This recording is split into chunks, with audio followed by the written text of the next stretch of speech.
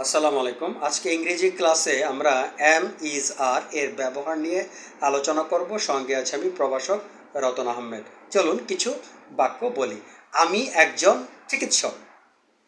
I am A doctor. তুমি একজন শিক্ষক। You R a teacher.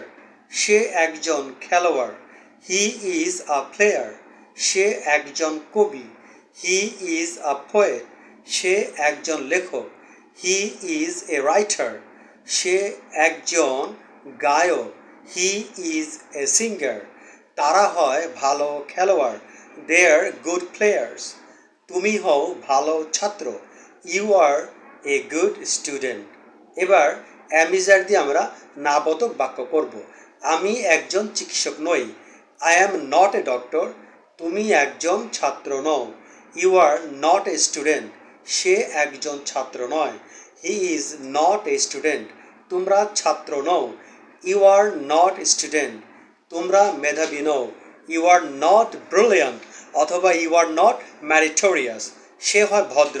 He is polite. সে ভদ্র নয়। He is not polite.